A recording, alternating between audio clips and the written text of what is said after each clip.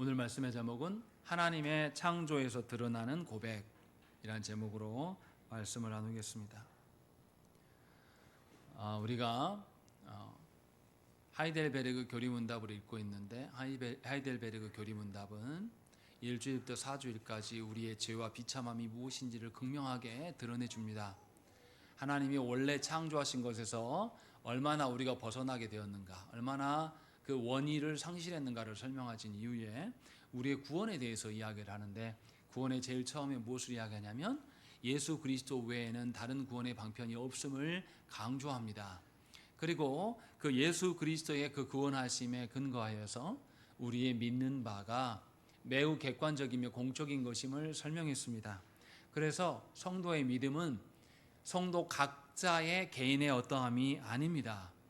삼위 하나님으로부터 기인한 믿음이지 결코 우리가 결단하고 믿었기 때문에 생겨난 믿음이 아닙니다. 그래서 교회는 믿음에 대한 그 공적인 내용들, 그것을 신앙 고백으로서 그 기준을 근거로 세례를 베풀고 그 구원의 어떠함을 공적 신앙 고백을 토대로 누리게 하며 하나님께서 명하신 방편대로 세상 속에서 사실 때에도 공적인 신앙 고백을 근거로 살게 합니다. 그래서 교회라고 했을 때 고대 교회부터 교회의 공통적인 신앙 고백이 있었습니다. 이것을 우리가 보편적 신앙 고백이다라고 이야기를 하는데, 그 신앙 고백의 세 가지가 사도신경과 니케아 신경과 아타나시우스 신경, 이렇게 세 가지를 교회가 고백하고 따랐습니다. 그러니까 교회의 믿음, 성도들의 믿음은 각자 제각각이 아니라 이 공적인 신앙 고백서를 통한 통일된 객관적인 우리가 함께 공유할 수 있는 그런 믿음의 내용들을 확인했다라는 것이죠. 그래서 사도신경의 내용도 무엇이냐면 우리 각자의 체험을 말하는 것이 아니라 삼위 하나님이 누구이신가, 삼위 하나님이 우리를 위해서 무엇을 하셨는가를 설명하는 식으로 기록을 하고 있습니다. 다시 말하면 교회의 정체성은 모든 성도가 동일한 것을 믿는 것이고, 그 동일한 하나님, 성부와 성자와 성령 하나님을 믿는 것, 이것이 교회의 정체성을 결정하는 것입니다. 그래서 삼위 하나님의 어떠하심을 말하는 것이 믿음의 내용이고 교회의 정체성이라고 말할 수가 있는 것입니다. 그래서 하이델베르그 교리문답은 사도신경을 해설합니다. 오늘부터 우리가 이 사도신경을 한 구절 한 구절 우리가 읽어가면서 그 의미를 살피려고 합니다. 그러면 먼저 우리가 지난 시간에 설교를 했지만 지난 시간의 것을 잠깐 떠올려야 됩니다. 사도신경에서 한 하나님을 밝히는 것이 아니라 삼위일체 하나님을 밝히고 있습니다. 그러면 물어볼게요. 삼위가 먼저입니까? 일체가 먼저입니까? 이 질문은 이거하고 똑같아요. 한 분 하나님을 고백하는 것이 맞느냐, 아니면 삼위 각각의 하나님을 고백하는 것이 맞느냐라는 질문이에요.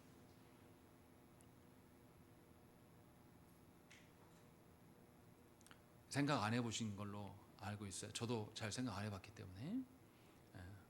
우리는 이 생각 자체가 없습니다. 왜냐하면 하나님에 대해서 온당하게 알지 못하기 때문에 우리는 우리 마음대로 생각을 합니다. 교회 역사 속에 삼위를 먼저 설명하느냐, 일체 한 분 하나님을 먼저 설명하느냐를 가지고 논쟁이 붙었고 교회가 나눠졌어요. 그래서 서방교회 정통은 한 분 하나님이 먼저 됩니다. 그리고 동방교회의 전통, 동방교회라 하면 그리스 종교회 같은 교회를 말하죠. 그리스 종교의 전통은 삼위 하나님을 먼저 밝힙니다. 우리는 어디에 속해 있습니까? 서방교회의 전통에 있기 때문에 하나님에 대한 고백을 먼저 한다라고 생각할 수가 있습니다. 그러나 정말 그런지 생각을 해봐야 돼요. 하나님 한 분을 먼저 설명한다면 하나님이 누구신가라고 하게 되면 하나님에 대한 속성을 말할 수밖에 없습니다. 그래서 소요리 문답에서 그렇게 말하지 않습니까? 하나님의 속성은 무엇입니까? 라고 했을 때 하나님은 전능하시고 영원하시고 불변하시고 무한하시다 이렇게 말합니다. 이렇게 말하고 나면 무슨 생각이 듭니까? 하나님의 전능하심, 그래. 하나님의 영원하심, 그래. 하나님의 불변하심, 그래. 어쩌라고. 이렇게 되는 거죠. 무슨 말입니까? 이렇게 하나님의 속성을 말하기 시작하면 우리는 사변적으로 흘러갈 수밖에 없어요. 왜냐하면 하나님의 전능하심이 우리는 알지 못해요. 그게 뭔지를. 하나님의 영원하심, 그게 뭔지 모릅니다. 예를 들면 이런 겁니다. 하나님께서 우리를 언제 예정하셨습니까? 창조 전이라는 걸 우리가 압니까? 시간 밖에서 우리를 예정하셨어요. 시간 밖이라는 건 우린 경험한 적이 없습니다. 그때부터 이제 어떻게 되는 거죠? 도대체 시간 밖이라는 게 뭐냐? 시간 밖이라는 것이 어디 공간이냐? 하면서 계속 우리가 상상의 나래를 펼치게 돼요. 이걸 뭐라고 그러냐면 사변적이라고 이야기합니다. 사변적인 하나님으로 흘러버리면 어떻게 됩니까? 사변적이다. 그러면 하나님이 현실 속에 존재하시는 하나님이요, 생각 속에만 존재하는 하나님이에요. 생각 속에만 존재하는 하나님으로 인식하기 시작합니다. 그래서 일체 하나님으로부터, 한 분 하나님으로부터 뭔가를 설명해 나가려고 하면 알기가 어려워집니다. 그래서 우리가 지난주에 24문과 25문에 뭐라고 되어 있습니까? 하나님에 대해서 고백할 때 삼위 하나님 각각의 일을 설명해요. 성부 하나님과 우리의 창조, 성자 하나님과 우리의 구원, 성령 하나님과 우리의 성화, 이렇게 고백을 합니다. 무슨 말이냐면 삼위 각각의 하나님의 행하심을 밝혀요. 그래야지만 하나님이 우리와 관계를 맺게 되는 겁니다. 성경을 봐보세요. 성경에서 하나님은 영원하시고 불변하시고 전능하시고 뭐 이렇게 설명한 구절도 있긴 있어요. 그런데 그런 구절보다는 어떤 게 많습니까? 제일 처음에 성경 뭐라고 기록되어 있습니까? 하나님이 천지를 창조하셨다라고 이야기합니다. 하나님이 영원하시고 불변하시고 전능하신데 그분이 창조했다 이렇게 말하지 않아요. 하나님이 하신 일을 먼저 밝힙니다. 그래서 성경에서 보면은 뭐라고 말씀하십니까? 하나님이 오셨다, 임재하셨다, 하나님 떠나가셨다, 하나님 슬퍼하셨다 라고 하면서 하나님의 행하심에 대한 이야기를 자꾸 설명한단 말이죠. 이렇게 성경은 삼위 하나님의 행하심을 밝힙니다. 칼빈 선생님도 삼위 하나님께서 행하신 일을 먼저 알아야지 우리가 사변적으로 흐르지 않는다라고 강조해요. 삼위 하나님께서 행하신 일이 뭔데요? 삼위 하나님께서 행하신 일이 우리의 구원과 연결되어 있거든요. 그래서 삼위 하나님의 행하심, 한 분 한 분 하나님에 대한 행하심을 이해하고 그 행하심을 근거로 인하여서 우리는 하나님을 알고 하나님과 관계를 맺을 수가 있는 겁니다. 이것이 성경에서 하나님을 계시하시는 방식이에요. 그래서 지난주에 24문에서 성부 하나님과 우리의 창조, 성자 하나님과 우리의 구속, 성령 하나님과 우리의 성화라고 이야기하면서 하나님이 각각의 성부, 성자, 성령 하나님이 행하신 바가 있는데 그것이 우리에게 어떤 영향을 주는가라는 것을 설명하는 방식으로 설명하고 있습니다. 그래서 하나님의 행하심을 통하여서 우리는 하나님과의 관계를 맺어갈 수가 있는 것입니다. 다시 말하면 하나님은 오늘도 지금도 이 순간에도 우리 가운데 행하시고 계시고 그 행하신 것의 근거로 인하여서 우리가 살아가게 되는 것입니다. 이렇게 하나님을 이해하지 않으면 그냥 우리를 초월하신 하나님만을 말할 수밖에 없어요. 우리를 초월하신 하나님을 우리가 어떻게 이해합니까? 우리를 초월하신 하나님을 우리가 어떻게 감지할 수 있고 그 하나님 어떻게 알아봅니까? 못 알아봐요. 하나님이 우리 가운데 우리 수준으로 당신을 낮춰주시고 낮추셔서 계시하여 주셔야지만 우리는 알 수 있는 겁니다. 그래서 성경에 드러난 하나님은 하나님의 행하신 바를 통해서 우리와 관계를 맺는 방식으로 설명을 합니다. 그래서 사도신경에서도 성부와 성자와 성령 하나님의 행하신 것을 위주로 그 행하심이 우리에게 어떠한 결과를 가져오는가, 그런 방식으로 삼위 하나님을 기록하고 있습니다. 그러니까 저와 여러분들이 하나님의 행하시는 방식으로 하나님을 바르게 알아야 돼요. 근데 여기서 조심해야 될 게 있습니다. 여러분들의 개인적인 경험에 추정해서 알라고 하신 게 아닙니다. 하나님은 성경을 통해서 공적인 방식으로 우리에게 행하신 일들을 근거로 당신을 드러내십니다. 그래서 우리는 그 하나님을 바르게 이해해야 될 필요가 있습니다. 자, 그러면 이것을 전제로 이제 한 구절씩 읽어보겠습니다. 26문 먼저 질문을 읽겠는데요. 지금 우리가 뭐 한다 그랬죠? 사도신경을 해설해 나갑니다. 우리가 고백하고 있는 사도신경과 26문의 질문이 차이점이 있습니다. 무슨 차이점이 있는지를 보시고 잘 고려하면서 읽겠습니다. 시작.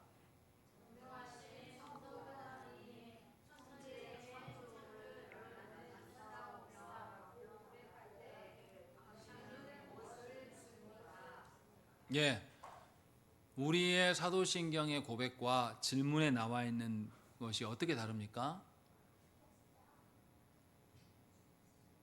우리 거 뭐예요? 우리 거 전능하사 천지를 만드신 하나님 아버지를 내가 믿사오며 라는 것과 오늘 따옴표 쳐놓은 거 전능하신 성부 하나님 천지의 창조주를 나는 믿사오며, 뭔 차이입니까? 아니, 제 질문이 어려운가요? 금방 보이잖아요. 뭔 차이죠? 전능하시니 우리의 사도신경 암송하면 어디에 걸려 있습니까? 천지를 창조하심에 걸려 있습니다. 그러니까 우리 식대로 고백한다라면 하나님이 천지를 창조하셨기 때문에 전능하시다, 이렇게 설명하게 돼요. 그죠? 근데 하이델베르그에서 뭐라고 말합니까? 예, 천지의 창조주 되심은 나중 이야기고 전능하시니 어디에 걸립니까? 성부 하나님께 걸립니다. 이게 무슨 말하는지를 알아야 돼요. 그러니까 우리의 번역본이 엄청 이상해요. 하나님의 창조하심을 보면서 전능하다라고 이해하는 것과 우리의 아버지로서 전능하시다라는 것은 다른 이야기예요. 보세요. 하나님이 나만 창조했습니까? 하나님이 피조세계 모든 것을 창조하시고 나를 모르신다고 해보십시오. 관여하지 않는다면. 그러면 하나님의 전능하심이 나와 상관이 있습니까? 없습니까? 아무런 상관이 없어요. 그런데 사도신경에서 뭐라 그러냐면 우리 아버지의 하나님이 우리 아버지의 하나님이시기에 전능하시다, 이렇게 이야기하고 있는 겁니다. 이게 무슨 말입니까? 제가 규원이를 키울 때, 지금은 안 그래요. 지금은 아빠가 최고 이런 말 안 합니다. 제가 뭐 이렇게 하면 아빠 아재 재미없어 이렇게 말한단 말이에요. 그런데 4-5살 때만 해도 아빠가 규원이한테 전부였어요. 뭐 사줄 때도, 뭐 먹고 싶을 때도, 화장실 가고 싶을 때도, 잠 올 때도, 뭐든지. 특히 유별나게 규원이는 또 저한테 붙어서 잤어요, 많이. 그래서 아버지가 전부였습니다. 그리고 그 아버지한테 요구하면 어떻게 합니까? 아버지가 다 사줘. 규원이 수준에서 아는 뭐 붕어빵을 사달라고 하면 사주고, 갑자기 차를 운전하고 가다가 똥 마렵다고 하면 어떻게 해서라든지 세워가지고 똥을 싸게 해주고, 다 해준단 말이죠. 이런 하나님으로 고백하는 겁니다. 비유를 설명하자면 우리의 하나님이 그냥 아버지 되신 것이 아니라 나를 위하여서 못해주는 것 없이 전능하신 그런 아버지 되신다라는 것을 고백하는 것이 사도신경의 처음이에요. 창조하셨기 때문에 전능한 것이 아니에요. 이것은 언제 생각하는 겁니까? 도유리처럼 아이였을 때는 아빠의 그 전능함을 그냥 믿어요. 그런데 규현이처럼 크면 이제 어떻게 합니까? 아빠의 전능성을 어디서 찾아요? 아빠 보여줘봐. 아빠 능력 있다며. 보여줘. 그래야지 나 믿을 거야. 이렇게 말한다는 거죠. 완전 다른 겁니다. 하나님의 창조 속에서 전능함을 찾는 것은 나와 상관이 없을 수 있어요. 그런데 우리의 아버지신데 나를 위하여서 목숨까지도 내놓을 수 있을 정도로 그런 전능하신 우리의 아버지 되신다라고 고백하는 것은 하나님과 내 관계가 뗄 수가 없어요. 하나님 앞에서 내가 살아가는 것이죠. 그러니까 하나님은 우리의 아버지 되시는데 불가능이 없으신 무한한 전능자로서 우리의 아버지가 되어주십니다 라고 고백하는 것이 사도신경의 첫 출발입니다. 그래서 마태복음 7장 11절에 뭐라고 합니까? 너희가 악한 자라도 좋은 것으로 자식에게 줄 줄 알거든 하물며 하늘에 계신 너희 아버지께서 구하는 자에게 좋은 것으로 주시지 않겠느냐라고 이야기하는 것이죠. 지금도 제가 규현이 아빠로서 규현이한테 어떤 걸 주겠습니까? 규현이가 생각할 때 좋은 것을 주겠습니까? 규현이보다 더 성숙한 측면에서 좋은 것을 주겠습니까? 규현이보다 더 성숙한 측면에서 좋은 것을 주려고 해요. 그러니까 규현이가 학교 갔다 와서 자기 할 일 후다닥 한 30분에 끝내놓고 난 다음에 그때부터 계속 이제 주구장창 게임을 해요. 예. 게임을 하면 제가 뭐라고 하겠습니까? 하지 마 이러진 않아요. 하는 걸 좀 지켜봐줬다가 계속하네. 그럼 이제 지나가는 말로 너 이제 한 2시간 했으니까 이거 책 좀 읽어라. 던져주면 어떻게 합니까?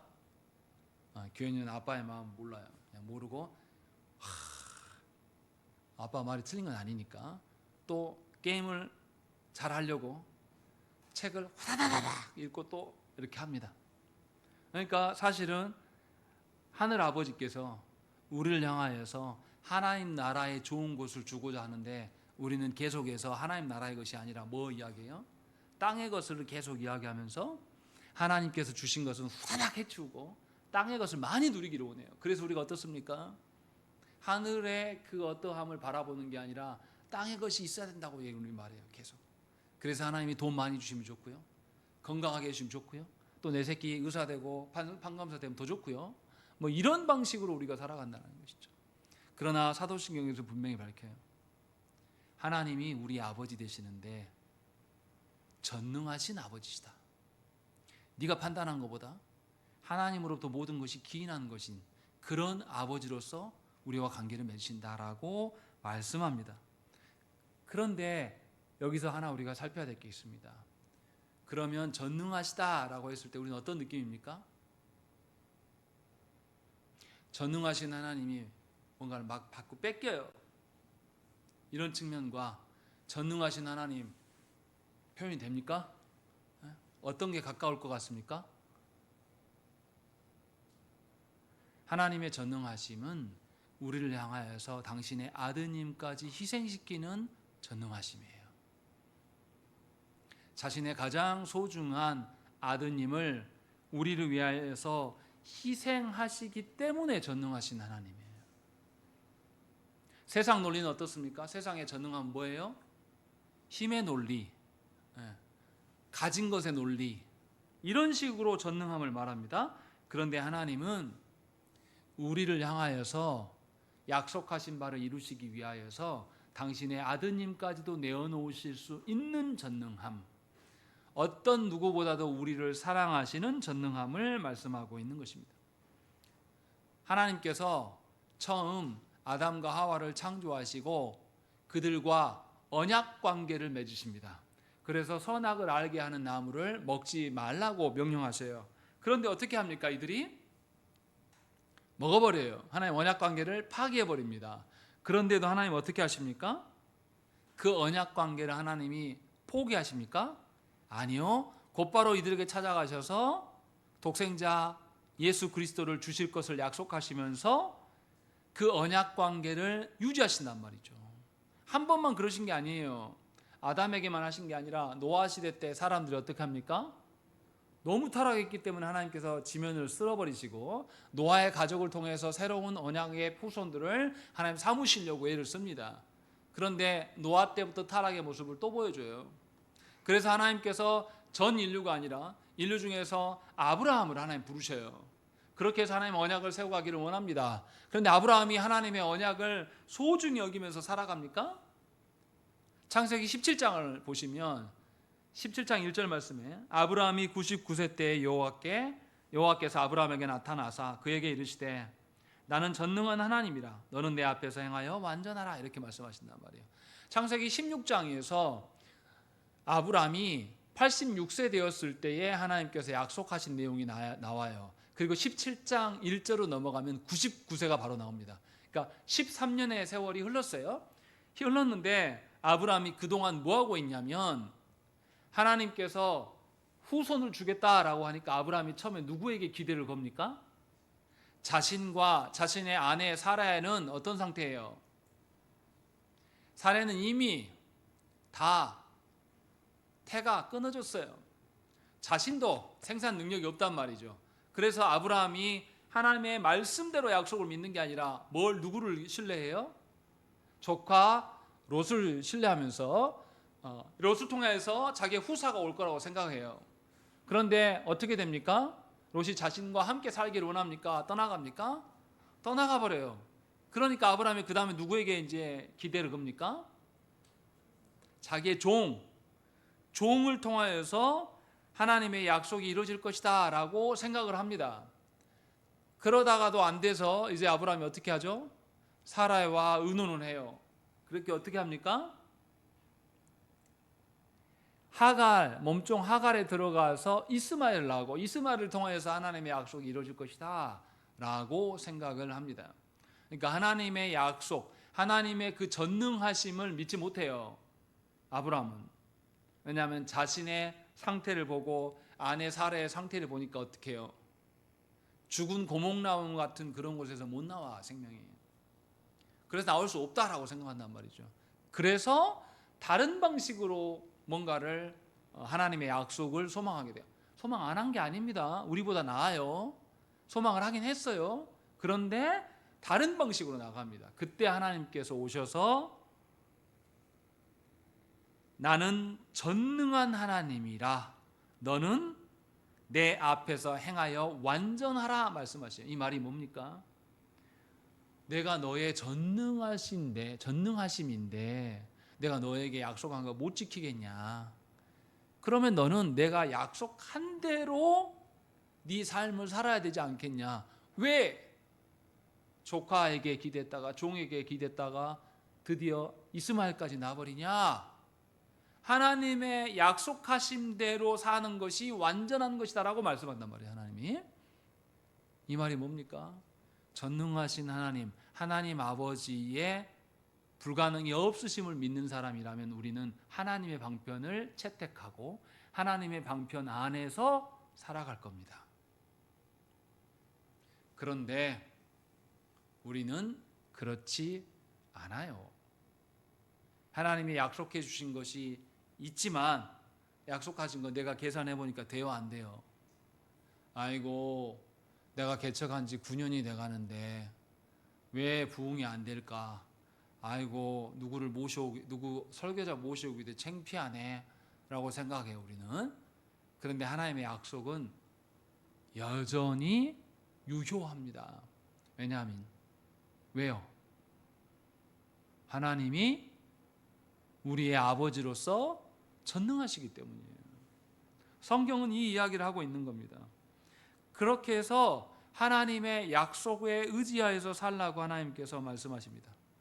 하나님은 당신의 아드님까지 희생하면서 당신의 약속을 지키시는 하나님이에요. 이런 전능하신 하나님이 우리에게 약속하신 바를 이루지 못하겠냐 이 말이죠. 그것을 지금 말씀하는 것이 사도신경의 첫 고백입니다. 그러니 우리가 전능하신 우리의 아버지 하나님을 정말 믿는지 우리 자신을 돌아봐야 돼요. 그러면 우리는 하나님의 전능함 속에서 언약에 대한 완벽하게 지키시는 그 전능함 속에서 우리는 또 뭘 발견할 수 있습니까? 하나님의 신실하심을 발견할 수 있습니다. 우리는 상황과 여건과 처지가 달라지면 하나님의 약속을 어떻게 해요? 포기해버립니다. 그리고 하나님께서 약속하지 않은 일들을 행한단 말이죠. 그런데 우리 편에서 언약을 자꾸 깨트리는데 하나님은 어떻게 합니까? 네가 언약을 깨트렸어. 아이 그럼 나도 안 해. 이런 식으로 안 한단 말이에요. 우리는 어떻게 합니까? 부부간에도 어떻게 해요? 남편과 아내가 어떻게 할 때 우리 반응합니까? 남편이 나를 안 사랑한 것 같아. 나를 막 이용해 먹는 것 같아. 그럼 우리는 어떻게 반응합니까? 아이씨 네가 그래? 그럼 나도 그래. 우리는 이런 반응이란 말이에요. 언약에 신실함이 없어요. 우리는. 결혼은 언약입니다. 상대방이 이 언약에 신실하지 않아도 나는 어떻게 해야 됩니까? 결혼 제도 안에서 언약의 신실성을 갖춰야 한단 말이에요. 근데 우리는 어떻게 해요? 너 하는 거 봐서. 우리 잘하는 말 있잖아요. 너 때문에 내가 이렇게 살아. 노예입니까? 누가 그렇게 살으라고 그랬어요? 근데 우리는 항상 그런 소리를 하는 거예요. 스스로 뭐라고 이야기하는 거죠? 나는 언약 존중하지 않아. 나는 하나님이 우리의 아버지로서 언약에 한 번도 실수를 하지 않으시고 신실하신 하나님이신데도 불구하고 나는 언약에 상관없이 살아. 너 하는 거 봐서 할 거야. 이것은 언약 백성의 삶의 태도가 아닙니다. 이게 아주 악한 거예요. 우리는 그런 식으로 배우자를 대합니다. 자녀들에게도 그렇게 대하죠. 뭔 말해서 안 들으면 2번, 3번. 그 다음에 어떻게 됩니까? 이제 소리를 치면서 왜 말하는데 안 들어? 하면서 어떻게 하죠? 강압적으로 군림하는 방식으로 자녀를 휘어잡아. 이것이 하나님의 언약 백성의 할 일인가? 우리가 전능하신 우리의 아버지 하나님이라고 부르는 자들이 할 수 있는 행동인가 생각해 봐야 된다는 것이죠. 그럴 수 없습니다. 하나님의 언약이 얼마나 신실하신지를 안다면 우리는 그렇게 말하지 못해요. 그렇게 해서도 안 됩니다. 하나님이 언약의 신실하심을 조금이라도 안다면 우리도 언약에 신실하셔야 돼요. 누가 복구하실 거니까. 누가 우리 가정의 부부관계를 화해시키고 온전하게 하실 거니까. 하나님께서 약속하셨으니까 그것을 믿고 우리는 언약에 신실해야 되는 것이죠. 그래서 제일 밑에 부분에 26문의 제일 마지막에 뭐라고 써 있습니까? 마지막 2번째 줄 읽겠습니다. 시작.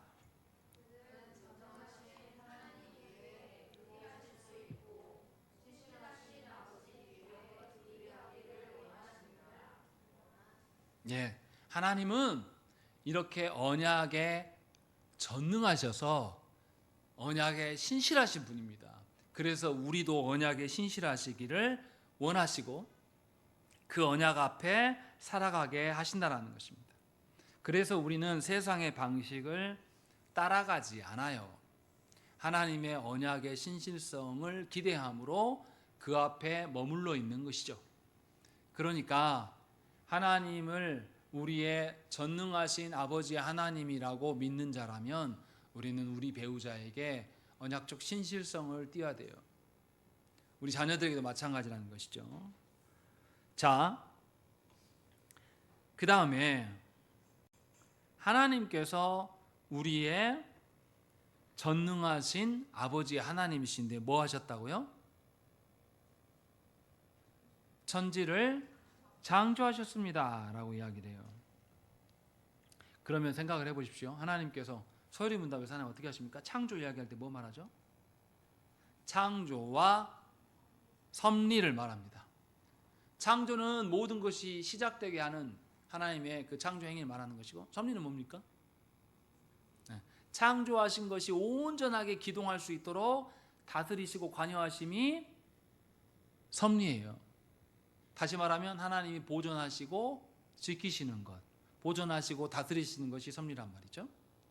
그러면 그 전능하신 하나님이 창조 누구를 위해서 하셨을까요?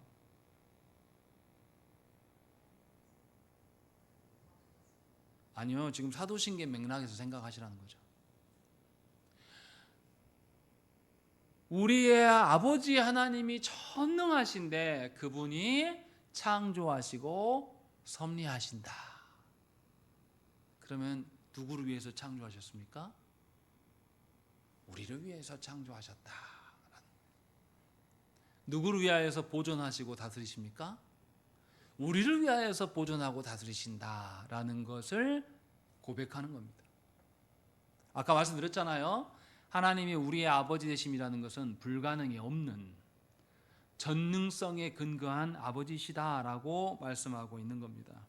그래서 하나님께서 우리를 창조하신 것 안에서도 우리는 하나님의 사랑을, 우리를 위함을 밝혀내요.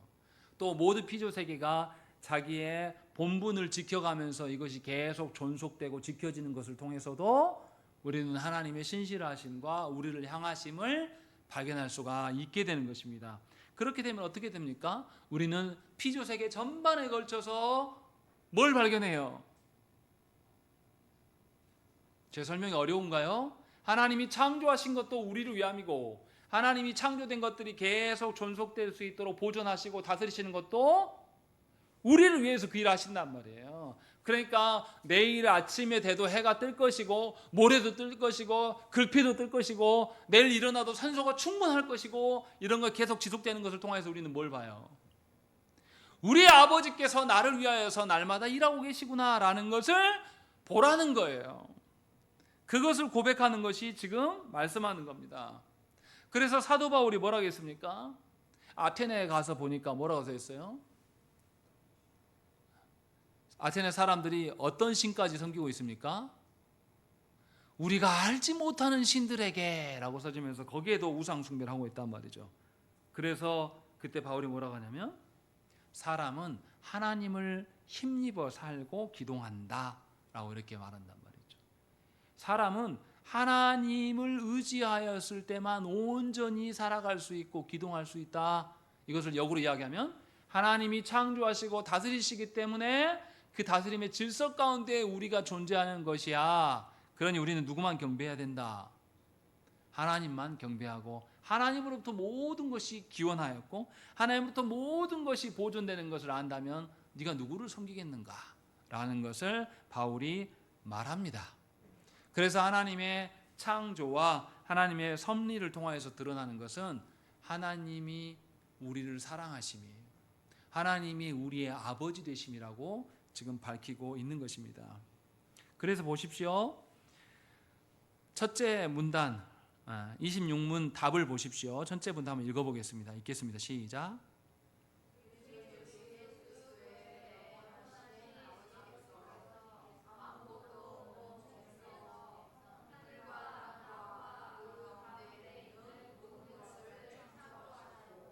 예, 영원하신 아버지께서 모든 것을 창조하셨고, 또한 읽겠습니다. 시작.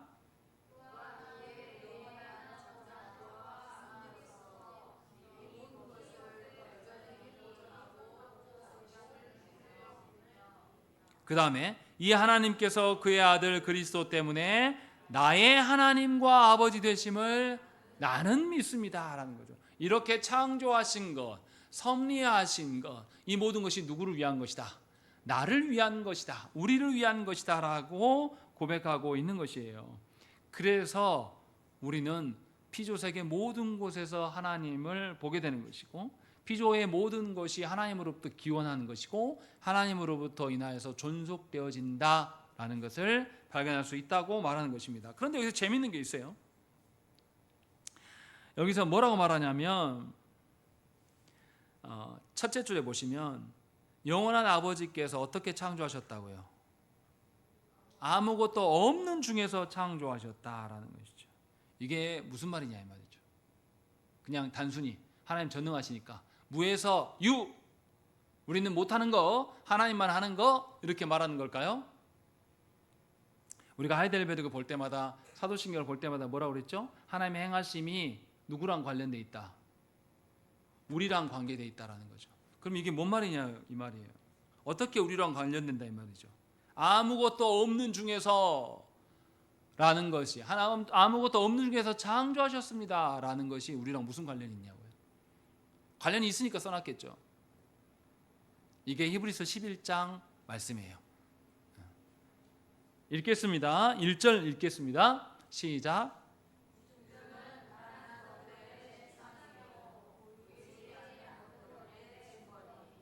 예, 바라는 것들의 실상이요. 바라는 것이 보입니까? 보이지 않습니까? 보이지 않아요. 실상은 현실로 된 거예요. 보입니까? 안 보입니까? 보여요. 그 다음에 뭐라고 되어 있습니까? 보이지 않는 것들의 증거는 보입니까? 안 보입니까? 보여요. 그러니까 두 번 말하고 있는 거죠. 뭐라고 말합니까? 보이지 않는 것을 보이게 하는 게 뭐다? 믿음이다 라고 이야기를 합니다. 그리고 3절에서 뭐라고 합니까? 믿음으로 모든 세계가 하나님의 말씀으로 지어진 줄 우리가 아나니 보이는 것은 나타난 것으로 말미암아 된 것이 아니다 라는 거예요. 이게 뭔 말이에요? 앞에 말은 알겠어요. 하나님이 말씀으로 지었다. 네. 우리 많이 들은 이야기니까 그런다 치고, 그 다음에 보이는 것은 물질 세계를 말하겠죠. 물질 세계는 나타난 것으로 말미암은 것이 아니다 라고 이야기했어요. 무슨 말하는 겁니까? 앞에 하나님이 말씀으로 창조하셨다라는 것을 설명하는 거예요. 1절에 설명을 다 했어요. 이미 사실 보이는 것과 보이지 않는 것의 관계를 설명하고 있는 거예요. 보여지는 이 물질 세계는 우리는 어떻습니까? 뭘 만들려면, 이거 만들려면 어디서부터 와요? 이거 사기 이거 만들려면 아무것도 없는 중에서 펑 하고 있습니까? 뭐가 있어야 돼요? 이 존재하는 것, 나타나 보이는 것은 또 다른 나타나 보이는 것에서 온단 말이죠. 우리는 이렇게 이해한단 말입니다. 그런데 성경은 뭐라고 말씀하고 있냐면 나타난 피조 세계는 보이지 않는 것으로부터 온 거다라고 말씀하고 있는 거예요.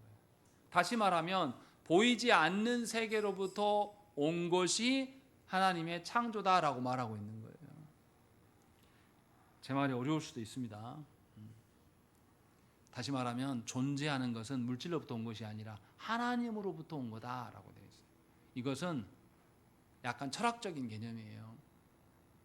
하나님이 창조하신 것은 우리 생각에 작은, 예를 들어서 진화론이 그러잖아요.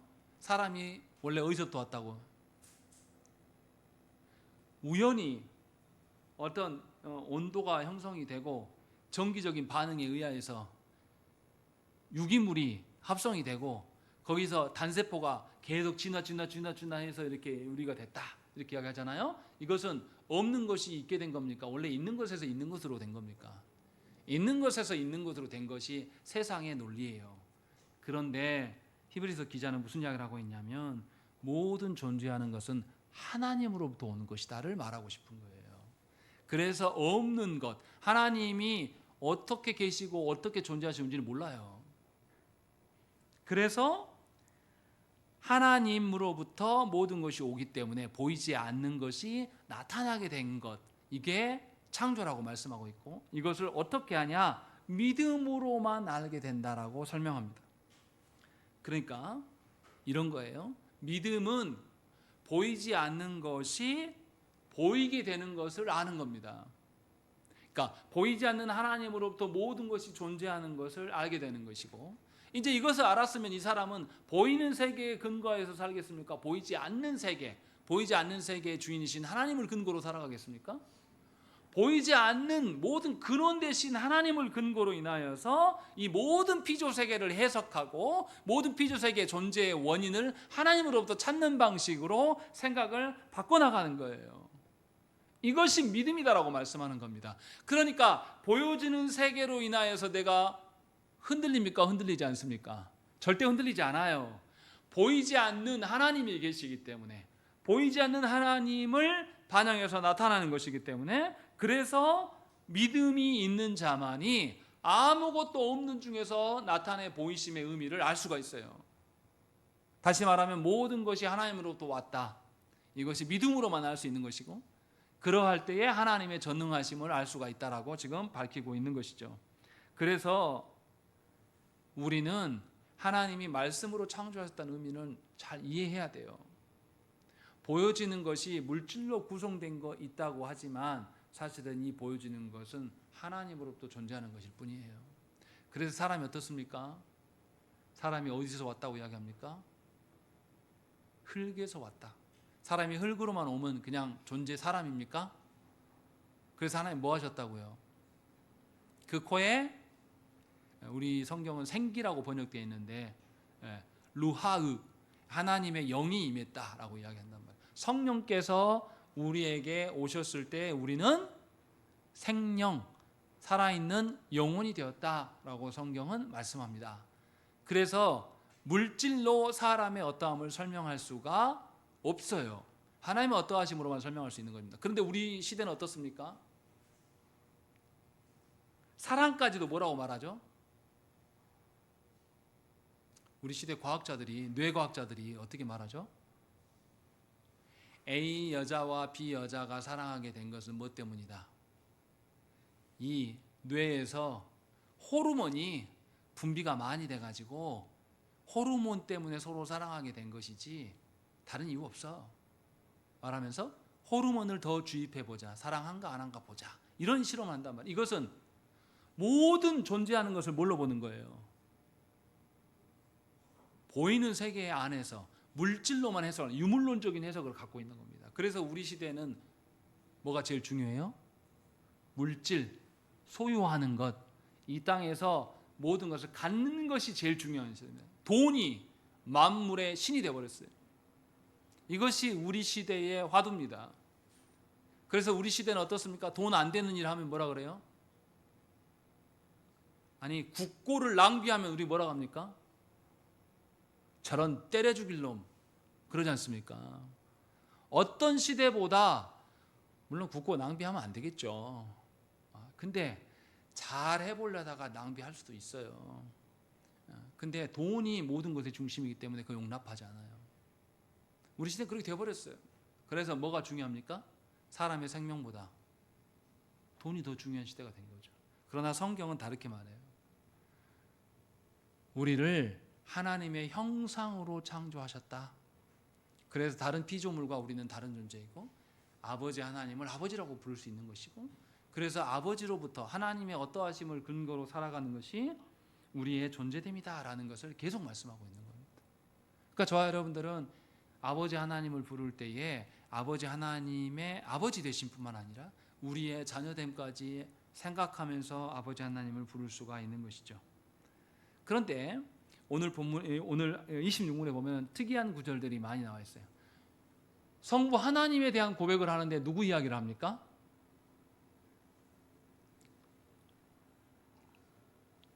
사도신경에서 전능하사 천지를 만드신 하나님 아버지를 내가 믿사오며 거기까지는 누구에 대한 고백이에요?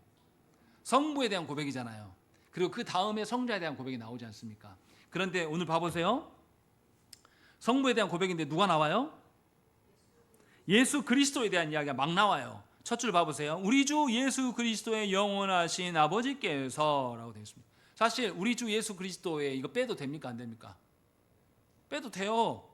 그리고 그 다음에 다섯 번째 줄인가요? 거기 보면 여섯 번째 줄. 이 하나님께서 그의 아들 그리스도 때문에 라는 것이죠. 이거 빼도 돼요. 이 하나님께서 나의 하나님과 아버지 되심을 나는 믿습니다. 이렇게 됩니다. 근데 그리스도를 또 언급하고 있어요. 왜 이렇게 할까요? 뭘 말하고 싶은 걸까요? 골로새서 1장 15절 말씀 보면 그는 보이지 아니하는 하나님의 형상이시요 모든 피조물보다 먼저 나신 이시니 라고 되어 있습니다. 예수님을 이렇게 말하고 있어요. 보이지 않는 하나님의 형상이 예수님이시다 라는 것이죠. 보이지 않는 것과 하나님의 형상, 보이는 것과 보이지 않는 것과 보이는 것 이렇게 되는 거예요. 보이지 않는 것을 누가 보이게 해요? 예수님이 하나님 형상이잖아요. 다시요. 그는 예수님은 보이지 않는 하나님의 형상입니다 라고 되어 있어요. 그럼 우리는 하나님을 누구를 통해서 본다라는 거예요? 예수님을 통해서 본다라는 거죠. 다시 말하면 예수님은 보이지 않는 하나님 나라를 보이는 이 세계에 드러내시는 분이시다라는 걸 이야기를 하고 있는 겁니다. 그래서 하이델베르그 요리문답 26문에 뭐가 들어가 있냐면 우리의 아버지 되심에 예수 그리스도께서 관여하고 있다라는 것을 설명하고 있는 겁니다. 그리스도께서 보이지 아니하는 하나님을 당신이 사람으로 오심으로 말미암아 성부 하나님의 진노와 성부 하나님의 언약의 어떠함을 스스로 짊어지심으로 이것을 계속 유지하게 하신단 말이죠. 그렇게 함으로 말미암아서 우리는 예수 그리스도를 통해서 봄으로 우리는 성부 하나님의 사랑을 발견할 수가 있게 되는 거죠. 다시 말하면 보이지 않는 하나님 나라의 어떠함을 예수를 통하여서 우리는 보게 되는 겁니다. 다시 말하면 보이지 않는 세계와 보이는 세계를 연결시켜주는 분이 누구라는 거예요? 예수입니다 라는 것을 지금 말씀하고 있는 것이죠. 그래서 골로새서 2장 9절 말씀에 뭐라 그러냐면 그 안에는 신성의 모든 충만이 육체로 거하신다 이렇게 말씀합니다. 성부 하나님의 모든 것이 육신을 입고 오신 예수 그리스도를 통해서 온전히 드러나게 된다라고 말씀하고 있어요. 그래서 요한복음에서 뭐라고 말합니까? 예수님이 나의 말은 누구의 말이다? 아버지 하나님의 말이고 내가 누구를 위해서 왔다? 아버지께서 주신 자들을 위하여서 이 땅에 온 거다라고 말씀해요. 예수님 말씀만이 아니라 행하심도 뭐예요? 아버지의 말씀하신 대로. 또 예수께서 자기를 드러내시는 것도 언제요? 아버지 하나님께서 정하신 때에. 그렇게 해서 예수님은 온전히 성부 아버지 하나님의 어떠하심을 반영하는 자로서 역사하시고 행하심을 우리는 성경에서 볼 수가 있는 것이죠. 그래서 하나님께서 천지를 말씀으로 창조하셨다라고 할 때 예수 그리스도께서 그냥 도구로서 역사하시는 그런 의미가 아니에요. 예수 그리스도가 없으시면 우리는 누구를 몰라요? 우리 아버지 되시는 하나님을 알 길이 없어요. 다시 말하면 예수 그리스도께서 성부 하나님과의 두터운 그 관계, 온전하신 그 하나됨의 관계가 예수 그리스도를 통하여서 우리 안에 드러나기 때문에 우리는 아버지 하나님을 알 수 있는 길이 예수 그리스도를 통해서 드러나게 되어 있는 것입니다. 그렇게 해서 예수 그리스도께서 성부와 우리와의 이 언약 관계를 이어주는 매개자로서 서 계신, 중보자로서 서 계신 분임을 우리는 알 수가 있고 그의 어떠하심이 있어야지만 우리는 성부 하나님을 알 수가 있게 되는 것이다 라고 성경은 우리에게 말씀하는 것입니다. 그러니 우리가 아버지 하나님 되심을 이야기할 때에 예수 그리스도의 어떠함을 빼놓고 말할 수 없습니다. 이렇게 아버지 하나님은, 보이지 않는 하나님은 보여지는 세계 가운데 당신을 예수 그리스도를 통하여서 드러내 보여주시는 것이죠. 이렇게 하나님은 신실하시고 전능하신 분이에요. 그래서 베드로후서 1장 4절 말씀에 이로써 그 보배롭고 지극히 큰 약속을 우리에게 주사 이 약속으로 말미암아 너희가 정욕 때문에 세상에서 썩어질 것을 피하여 신성한 성품에 참여하는 자가 되게 하려 하셨느니라 라고 말씀하고 있는 거죠. 우리가 보이지 않는 하나님에 어떻게 참여합니까? 계속 말씀드렸잖아요. 아까 누구를 통해서? 예수 그리스도를 통해서 참여할 수 있도록 하나님께서는 길을 여시는, 그렇게 신실하시고 그렇게 전능하신 아버지시다라는 것을 말씀하기 때문에 이게 26문에서 언급되고 있는 거예요. 예수님에 대한 언급들이. 그러면 예수님과 성부 하나님만 하시냐? 아니에요. 성령님도 일하십니다. 창조 때 어떻게 일하셨습니까? 우리를 흙으로만 만들어 놓은 사람 됩니까? 아니요. 흙으로 만든 우리에게 생명이 되게끔 하시는 분이 바로 성령님이시다라고 말씀하고 있어요. 성령님은 또한 말씀 대신 예수 그리스도의 어떠함을 우리 가운데 내주하시면서 깨닫게 하시고 알게 하시고 극명하게 드러나셔서 예수 그리스도를 바라볼 수 있도록 하시는 하나님이시다라는 것을 성경은 말합니다. 이렇게 성부 하나님께서는 모든 것의 근원이 되시고 성자 예수님은 근원 되시는 그 하나님과 우리를 연결하시고 그리고 성령 하나님을 우리에게 적용하심으로 말미암아서 하나님의 어떠하심을 우리에게 반영하는 것입니다. 그러면 우리는 그런 아버지를 두고 있단 말이에요. 그럼 우리 어떻게 삽니까? 그런 아버지를 모시고 우리는 그런 아버지를 없어 봐서 모릅니까? 영화에서 많이 봤잖아요. 영화에서 부잣집 아들이나 아니면 힘센 정치가의 아들들이 어떻게 나옵니까? 물론 이제 생양아치로 나오죠. 대부분 다 영화에서. 마약했는데 감옥도 안 가고 어떻게 하죠? 막 힘센 어떤 막 유명한 검사나 변호사 있어도 어떻게 해요? 야! 하면서 막 화를 내고, 그런 배포가 어디서 나온지 모르지만 아버지로부터 나오죠. 제 아버지 빽이 있으니까 어떻게 해요? 마약을 막 하다가도 일 처리를 그렇게 하나도 못 해가지고 내가 이런 것까지 당해야 돼 하면서 막 소리를 지를 수 있는, 나쁜 쪽으로 좀 설명하고 있지만, 우리는 이걸 돌려서 긍정적으로 생각을 해보면 아버지 하나님의 그 어떠하심을 근거라면 우리의 삶이 어떻게 하겠습니까? 달라질 수밖에 없죠. 하나님 나라가 이미 우리를 위해서 확정되었고, 하나님 나라뿐만 아니라 하나님 나라에 이르기까지 이 땅에서의 살아가는 일들에 대해서 우리의 전능하신 아버지께서 보존하시고 지키시겠다고 이미 약속하셨고, 보이지 않는 그 하나님을 예수 그리스도로 말미암아서 누리게끔 또 성령님께서 그 말씀 대신 예수 그리스도를 해석하고 설명해 주심으로 알게 하셨다는 것이죠. 너무나 확정된 거 아닙니까? 그런 하나님이 계신다라고 되어 있어요. 그래서 26문에는 그 부분까지 수록되어 있습니다. 하나, 둘, 셋. 네 번째 문단 보십시오. 그분을 전적으로 신뢰하기에, 거기 있겠습니다. 시작.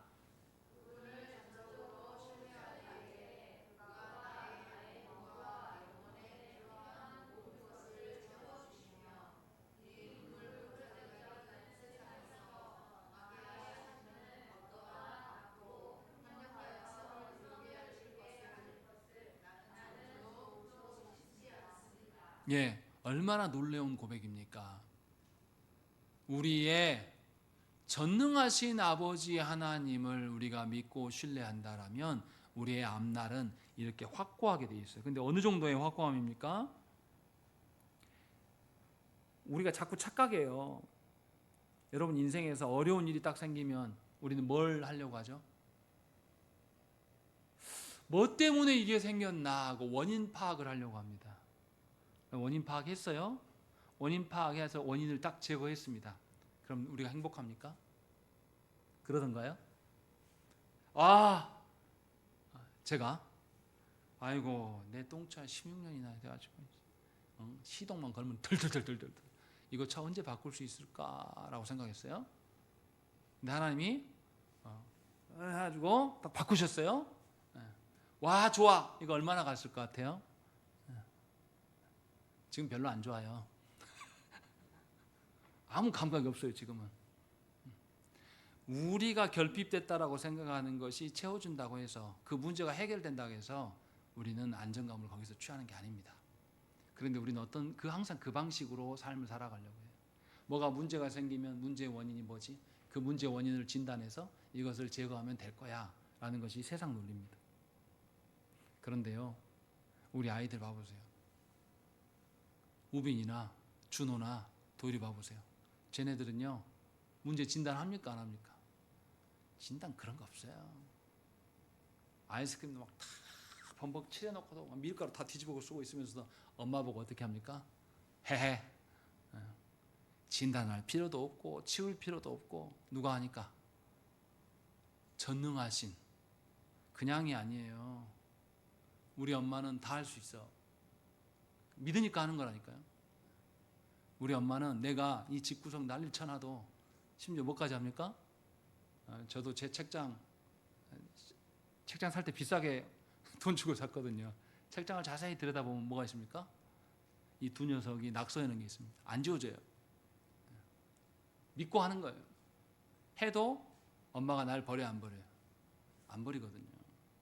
믿는 겁니다.